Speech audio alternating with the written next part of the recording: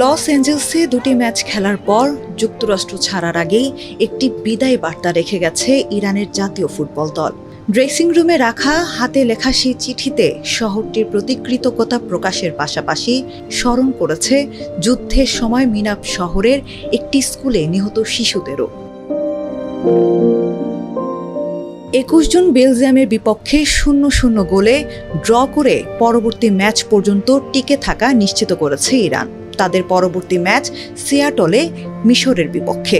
তবে Los Angeles ছাড়ার আগে ড্রেসিং রুমে একটি হাতে লেখা নোট রেখে যায় দলটি।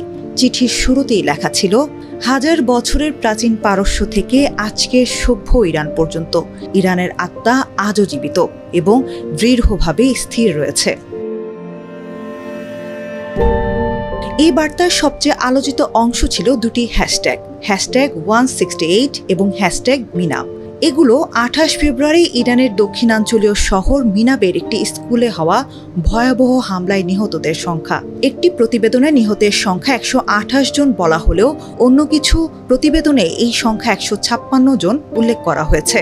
তবে হামলাটির জন্য যুক্তরাষ্ট্রকে দায়ী করা নিয়ে কোনো বিতর্ক নেই।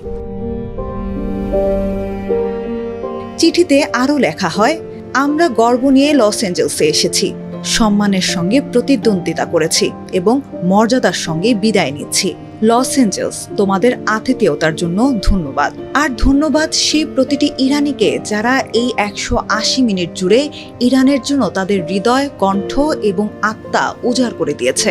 বার্তার শেষ লাইনে ছিল শান্তির আহ্বান। সব জাতির মধ্যে শান্তি, সম্মান এবং বন্ধুত্ব বজায় থাকুক।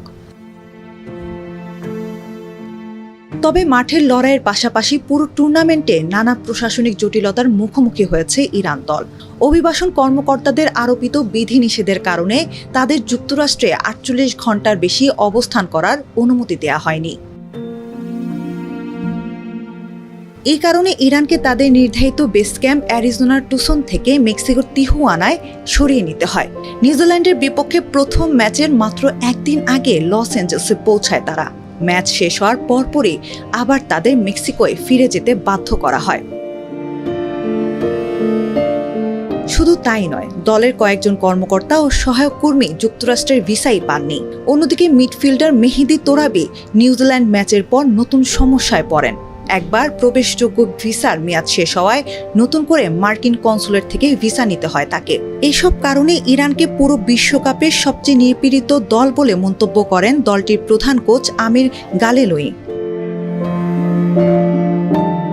মাঠে ড্র, মাঠের বাইরে বিধিনিষেধ আর যুদ্ধের স্মৃতি, সব মিলে লস অ্যাঞ্জেলসে ইরানের বিদায় শুধু একটি ফুটবল দলের যাত্রা বিরতি নয়, বরং একটি আবেগঘন রাজনৈতিক ও মানবিক বার্তাও।